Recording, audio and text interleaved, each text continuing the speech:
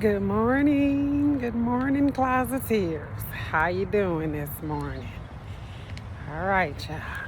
I'm on this walk again. These morning walks are gonna become way more frequent because it is heating up where I live, and I live in the desert. And baby, when they get hot, they get hot. I'm not gonna be out here walking in that heat. But I'm not gonna stop walking because I have set a goal, and it is my plan to accomplish that I set out to do. So I was going to come out about an hour ago, but it was still dark. And so since it was still dark,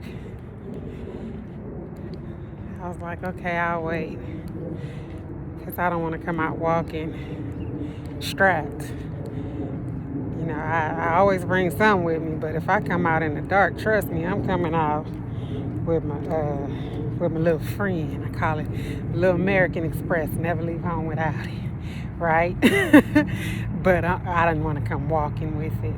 So anyway, I waited an hour to come out here. But in that hour's time, I still burned a bunch of calories because I decided to sweep the floor and mop the floor and all that good stuff. So I didn't just sit around. I was still burning calories, doing something. Glory to God. Glory to God. So today, let's talk today about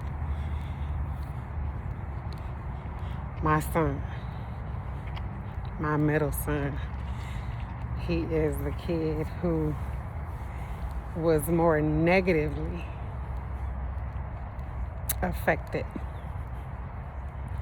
by what had gone on with his father being incarcerated, and even more so after his father was incarcerated. I told you guys, and I'm not trying to be funny with these sunglasses on, but the sun is out. But I told you guys, he was the youngest at the time. And so when his father left, I told you the story about him looking for the door so he could go and hug his father. He wanted his father to hug him and pick him up, and he wanted that touch and that reassuring hug, and he couldn't get it.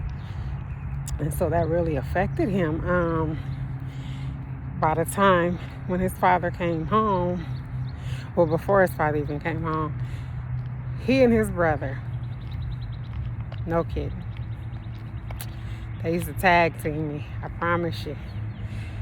I would drop them off at school normally before I go to work, and my mom would pick them up for me. So one would get suspended. I would come in the morning a little extra early to check one back in school and drop the other two off. And before I could leave from checking the one back in school, my other son would be coming in being suspended for fighting or for something. So anger was a serious issue, and I can pinpoint this to being an effect of what happened with their father, because prior to that we didn't have that problem. So again, I'm not a licensed therapist, but I got a lot of common damn sense and a lot of life experience itself. And I know some people may be looking at me and saying she's too young to have this kind of experience, but my life started for me way earlier. I experienced grown-up things and being put in grown-up situations and living a grown-up life by the time I was like 11 years old.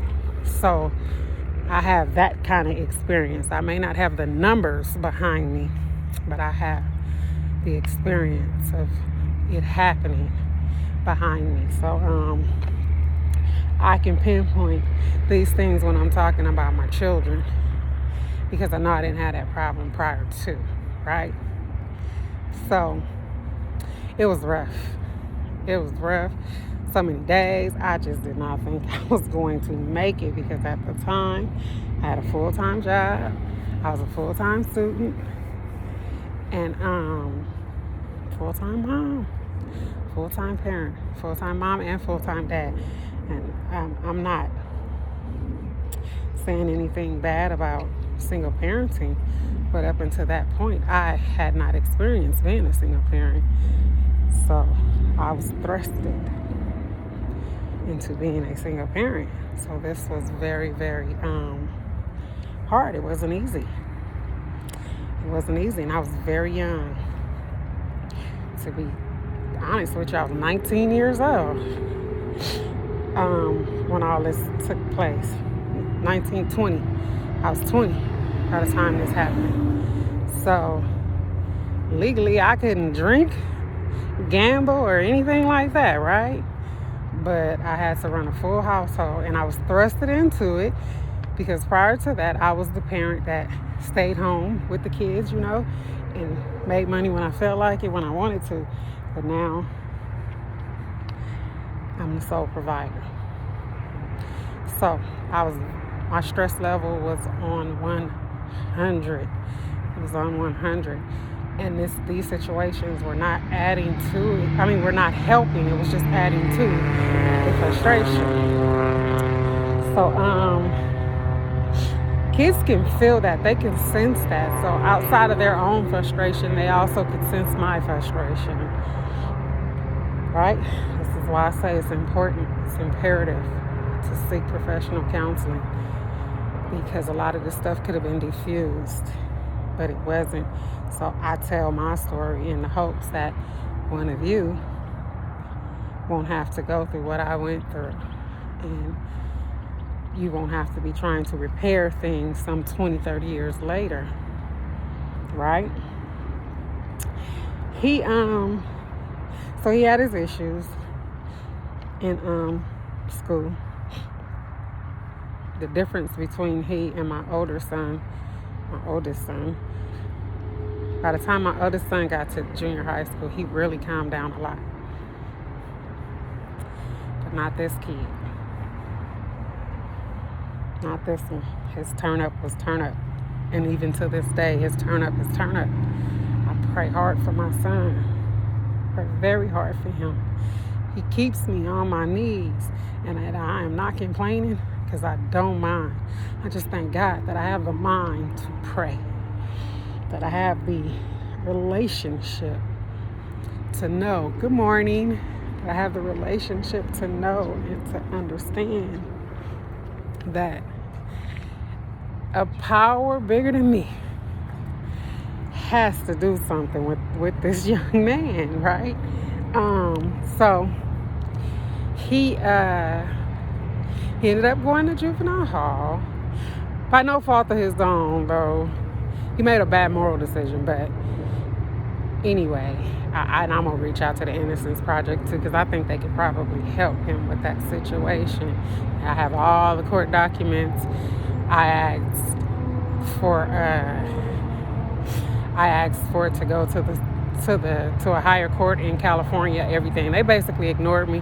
I have all the paperwork where I even filed for an emergency hearing because and I said why, and they were supposed to answer me in 10 days, and they did. So a lot of stuff. So that's another way that I know that incarceration is not correction for many. Now, I'm not gonna say it never helped anybody. I don't know. I can't say that because I don't have all the facts on that. But what I can say for every person that I know learned how to be a better criminal by being incarcerated. So he went to juvenile hall, and he came out of juvenile hall gang banging, knowing how to shoot dice, knowing how to weigh off drugs, all kind of stuff that he didn't know, that I know he didn't know. before he went in there. And I'm not one of those people that will tell you, oh, not my child would never do this, and my child would never. That's not me. That's not my story. And I'm not like that because I know how my parents felt about me, and it's a whole lot of things that I did that my parents were saying, not my child. So I know better. Experience is a good teacher. So because of experience, I know not to say what my child would or would never do, right? I pray there are some things that my children would never do, but I can't say with any certainty, right? But I know that he went in without the knowledge of a lot of those things that he came out knowing.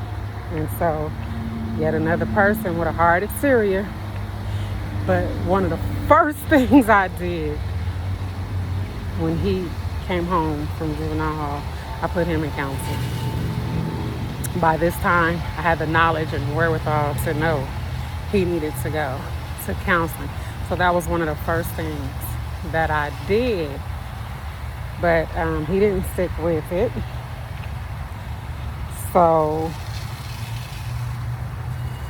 counseling works when you make it work, right? You have to want it. So I was forcing him. He didn't want to go. I was forcing him.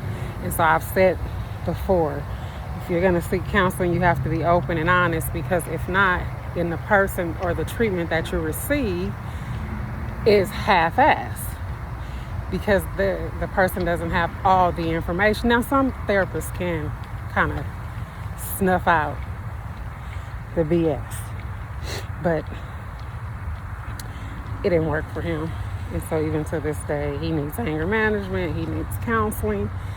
His life has just been in a spiraling motion ever since his father went to prison.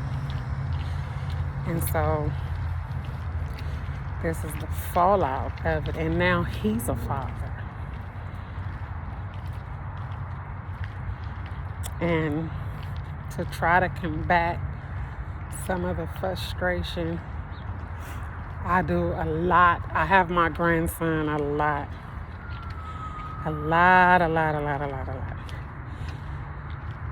Because I don't want him to be frustrated. Children are very smart. They're very sensitive to feeling what is going on. His father is angry, period. He's angry. And he needs help with that.